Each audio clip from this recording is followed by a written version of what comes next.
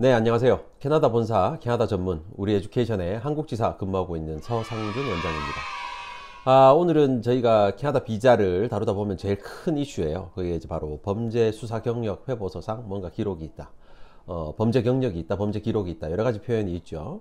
그래서 이런 분들이 상당히 큰 고민을 많이 하시고, 캐나다 비자를 어떻게 받는지, 못 받는 건지, 뭐 사면이라는 게 뭔지, 뭐 이런 거에 대해서 궁금해 하시는 분들이 많아서 좀 간단하게 정리를 한번 해보도록 하겠습니다. 약간 민감한 주제이기도 해요. 그래서 제 말이 곧 법이 아닙니다. 저희는 경험치상 캐나다 비자를 핸들링 하면서 요런 건 요렇게 되는 게 좋더라, 좋은 건 안 되더라, 요런 기준선을 저희 경험치에 우러나온 걸로 설명을 드리는 거니까 이게 절대적인 기준이 아니라는 거 미리 생각하시고 염두에 두시고 한번 봐주시고요. 상세한 본인 케이스에 대한 문의는 막 댓글 남기기 이건 어려운 케이스니까 별도로 우리 에듀케이션으로 연락 주시면 답변을 드리도록 하겠습니다. 자, 캐나다 비자를 신청할 때 반드시 필요한 서류 중 범죄 경력과 관련한 필요 서류가 있어요. 그 중에 이제 대표적인 게 범죄 수사 경력 회보서 해외 체류용이라는 서류입니다. 원래 이게 올해 좀 변경이 됐습니다. 원칙은 범죄 수사 경력 회보서 본인 확인용이 필요했는데 올해부터 조금 변경이 되어서 해외 체류용을 발급하시면 된다라는 기준으로 변경이 되었어요. 그러면 어떤 상황이 나오느냐? 서류에는 나오지 않는 범죄 수사 경력이 있는 경우가 있어요. 그래서 범죄 수사 경력 회보서를 발급을 하면 원칙상으로는 본인 확인용으로 발급 시 실효된 형도 모두 포함이 되어서 나옵니다. 이 말이 조금 어려울 수 있죠. 쉽게 말하면 내가 저지른 범죄가 특정 기간이 지나면 실효가 됩니다. 이제 없어져요. 서류를 떼도 없어져요. 그런데 본인 확인용, 내가 확인하고 싶어요 하는 용도로 발급을 하면 실효된 형까지 다 표시가 되게 되어 있습니다. 그런데 캐나다는 원래 이 서류를 요구했어요. 그런데 뭐 한국에 이걸 행정부에서 하는가 외교부에서 하는지 잘 모르겠습니다. 아무튼 경찰서에서 발급을 하면 경찰서에서는 이건 절대 뭐 어떤 공공기관이나 이런 데 제출하면 안 된다 이러면서 도장까지 찍고 막 확인서도 쓰고 막 그런 서류예요. 하지만 캐나다 정부는 이 서류를 원했습니다.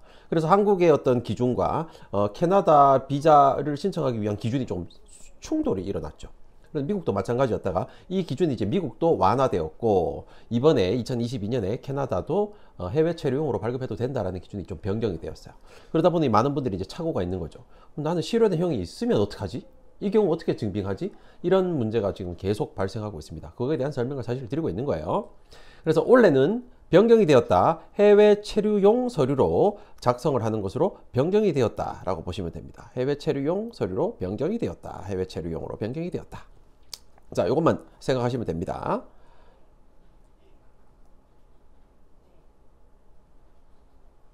자, 그러면 범죄 수사 경력 회보서는 뭐냐? 의미를 알아야 되겠죠. 첫 번째, 경찰서에서 발급합니다. 다른 데 안 됩니다. 경찰서에 가셔서 발급하고요. 이것도 작년부터 변경이 된 게 온라인으로 발급이 가능합니다. 경찰서에서 발급 가능하지만 온라인으로 집에서 컴퓨터로 발급 가능합니다. 자, 범죄 수사 경력이라는 게 결국 범죄 기록과 수사 경력이 따로 있다는 거예요. 자, 범죄 기록은 내가 뭔가 죄를 졌어. 그 죄에 대해서 판결이 딱 결판이 났어요. 판사가 뭔가 판결을 내려줬어. 이걸 이제 범죄 기록이라고 하고요. 두 번째, 수사 기록이라는 게 있어요. 수사 기록은 경찰서, 검찰에서는 수사는 했어요.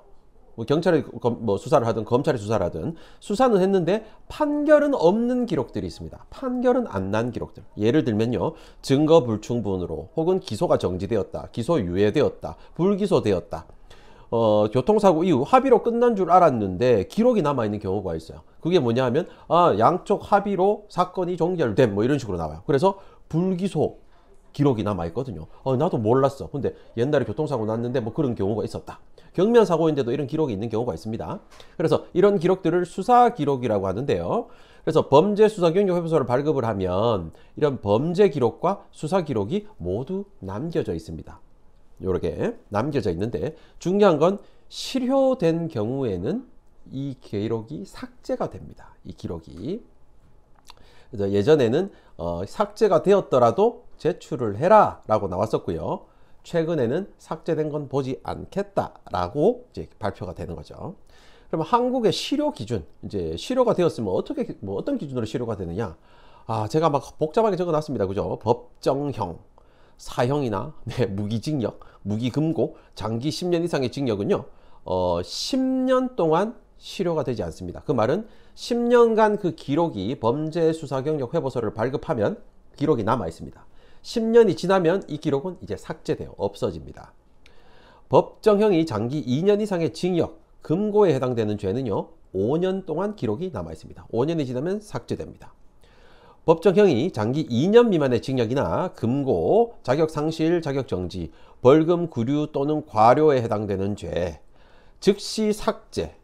다만 불송치 결정이 있는 경우에 6개월간 보존하고 기소유예 처분이나 판결 또는 결정이 있는 경우에는 5년간 보존한다. 이렇게 돼 있어요. 이게 결국에 너무 좀 복잡하게 되어 있는데요. 수사 기록은 바로 실효해준다, 없어진다 라는 거고요. 자, 두 번째로 기소유예 처분이나 우리가 흔히 말하는 벌금형, 제일 많은 경우가 음주 단속에 걸려서 음주에 대한 벌금형이 있으신 분들, 이런 분들이 우리나라는 5년간 보존하고 이제 없어집니다. 이런 기준들이 있더라.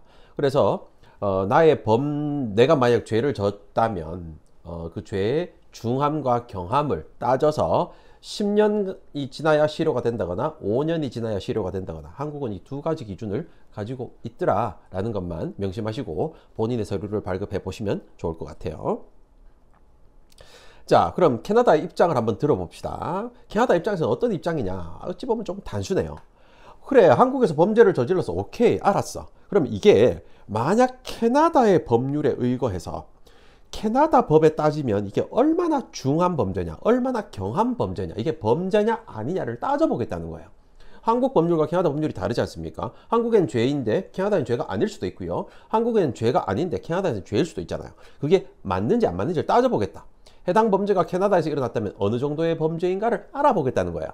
그래서 기록이 있는 경우, 범죄 기록이 있는 경우에는요, 캐나다 변호사의 해석을 바탕으로 이민법무사, IRCC라고 주로 부릅니다. IRCC의 신청을 하는 걸 통상적으로 사면이라고 합니다. 사면.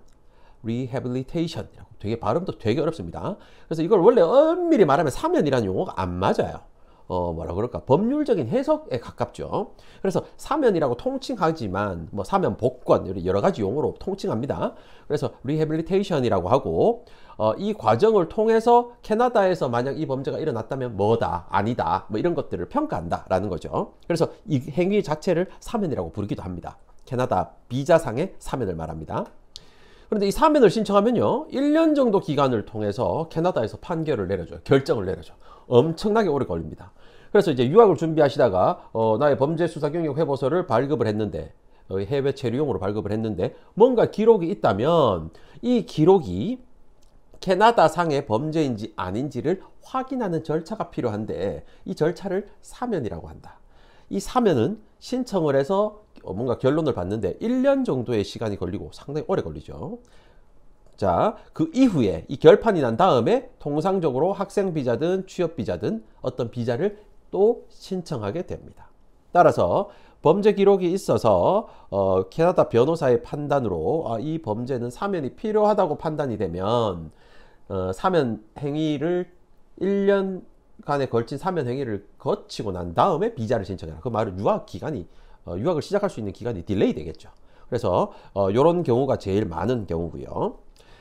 만약에 어떤 식으로든 캐나다에 입국해 있는 사람이 범죄의 어떤 기록이 있다라고 하면요, 캐나다에서 이 사면을 신청할 수 있습니다. 캐나다 내에서 신청하면 통상 6개월 정도의 수속 기간을 통해서 결판을 내려줍니다. 오케이, 캐나다 내에서 뭐 사면이 됐다, 안 됐다, 이렇게 결판을 내려주죠. 자, 사실 여러분 이때까지 설명 들으셨지만 뭐 복잡하고 무슨 말인지 모르겠고, 그래서 너의 정확한 생각은 뭔데? 나름 전문가라고 말하는 니들이 말하는 건 뭔데? 니들 같으면 어떻게 할 건데? 뭐 저 같으면 이렇게 하겠습니다. 이건 추천이지 강제사항도 아니고요. 제가 법률적인 뭔가에 뭐 결정권을 가진 사람은 아닙니다. 근데 저 같으면 이렇게 하겠습니다. 자, 이민 목적이 아니에요. 나 그냥 순수 어학연수 갔다 올 거야. 유학 갔다 올 거야. 그런데 범죄 수사 경력 회보서 해외 출국용의 기록은 없어요. 기록은 없어요. 그런데 사실은 알고 보면 실효된 범죄는 있어요. 만약 그렇다면. 사실 옛날에 5년 전에 뭔가의 죄를 저질러서 뭔가 죄가 있었는데 5년이 지나서 사면이 된 상황이야. 그래서 한국의 해외 체류용 해외 출국용 범죄 수사 경력 협의서를 발급했더니 아무 기록도 없어. 그런데 비자를 신청할 때 질문이 있거든요. 당신 범죄 저지른 적이 있느냐? 범죄 기록이 있느냐? 이 질문이 있단 말이에요. 저 같으면요, 범죄 없음으로 선택하고 그냥 비자 신청하겠습니다. 그래서 학생 비자 받아서 들어갈 것 같아요. 그냥 없는 척. 괜찮다. 유학만 갔다 올 거면 이게 뭐 문제가 되지는 않는다. 자, 두 번째. 그런데 나는 이민이 목적이야. 캐나다 영구적으로 살 목적이 있어. 이 경우에는 궁극적으로는요, 해외 체류용 서류만으로 해결되지 않고 결국 실효된형 서류를 뽑아서 이걸로 뭔가 사면 절차를 밟아야 돼요. 근데 저 같으면 이렇게 하겠어요. 자, 서류를 뗐는데 기록이 있어. 그렇다면 한국에서 캐나다 이민국에 사면을 신청하고 승인 후 1년이 걸린다 그랬죠. 승인 후에 비자를 진행하겠습니다. 이게 가장 안전한 방법이에요. 그런데 범죄 수사 경력 해보서 해외 출국력상 기록이 없다. 옛날에는 있었으나 지금은 없어졌다. 그러면요, 범죄 없음으로 선택하고 비자 신청하겠습니다. 그래서 학생 비자 받아가고요. 캐나다에서 입국 후에 내가 알고 보니까 이런 범죄가 있었네 하고 사면을 그때 신청하라. 이게 더 빨리 결론이 나옵니다. 물론 그 범죄의 중, 경, 얼마나 중한 범죄냐, 경한 범죄에 따라 달라질 수 있어요. 캐나다에서 모든 범죄가 사면되는 거 아닙니다. 모든 범죄가 모든 기간이 지났다고 사면되는 게 아니에요. 캐나다에서도 중범죄에 있어서는 사면 기간이 없는 걸 수도 있고 아주 긴 걸 수도 있기 때문에 이건 한국에서 반드시 전문가를 통해서 평가를 받아보신 다음에 추천받은 방법으로 가시는 게 좋겠다라는 게 저의 생각입니다. 가장 많은 이슈, 가장 많은 질문, 음주 단속이죠. 음주 관련 문제, 이거 너무 많습니다. 요즘에 많은 이슈들이 음주 관련 문제이고요. 다른 것들은 아청법이나 이런 거, 음란물 유포 이런 것도 상당히 많거든요. 어찌됐건 음주 관련 문제는 오늘 제가 한번 생각을 해드린다면, 말씀을 해드린다면, 한국은 벌금형이에요, 주로. 그래서 과거에는 0.05가 정지였고 0.1이 취소였죠. 그런데 지금은 이 기준이 낮아져서요, 0.03이 정지고 0.03 이상이, 0.08 이상이 취소입니다. 그죠? 이게 만약 아니라면 댓글로 남겨주세요. 제가 얼른 수정할게요. 정지 기준은 0.03이고 취소는 0.08이라고 알고 있는데요. 어찌됐건 둘 다 벌금형입니다. 그래서 한국은 벌금형을 맞게 되면요, 5년이 지나면 서류상 기록은 삭제됩니다. 실효된다고 표현해야죠. 그래서 기록이 안 남아요. 그런데 캐나다의 음주 기준은요, 0.08입니다. 0.08. 0.08 미만은 음주로 보지 않는다는 거죠. 근데 한국의 기준은 0.03이잖아요, 지금. 그러면 예를 들어서 한국에서 0.08 미만으로 음주 기록이 있는 경우가 있죠. 이 경우에는 경과 기관이 상관없이 캐나다에서 하면 신청, 법적인 해석을 부탁해 볼 수 있죠. 야, 내가 캐나다에서 0.0, 예를 들어 0.04라고 해볼게요. 내가 0.04로 한국에서 음주 걸렸지만 캐나다에서 0.04는 음주 아니잖아 라고 어필하는 거예요. 그러면 통상적으로 인정됩니다. 이거 캐나다에서 있었으면 음주 아닌데? 라고 해서 캐나다에서는 범죄가 아니기 때문에 바로 사면되거나 혹은 사면 전에 변호사의 레터만을 통해서도 비자가 신청 가능하다라는 거고요. 5년이 지나 한국에는 기록이 없지만 향후 캐나다에서 이민 신청할 때 나 아무 문제 없겠구나 라고 생각하지 마시고 반드시 이민 거절 사유가 될 수 있으니 캐나다 내에서 사면을 한 번 더 신청하는 것이 가장 안전합니다. 법적인 해석을 한번 거치시는 게 가장 안전하다라는 거죠. 따라서 음주가 0.08 이상이라면 캐나다 법률에 의거해서 사실은 5년이 지나야 사면이 되고 나서야 뭔가 신청해 볼 수 있다. 학생 비자든 취업 비자든. 그런데 나는 0.08 미만의 음주 기록인데 5년 내라서 기록이 남아있다면 구제될 소지가 상당히 많습니다.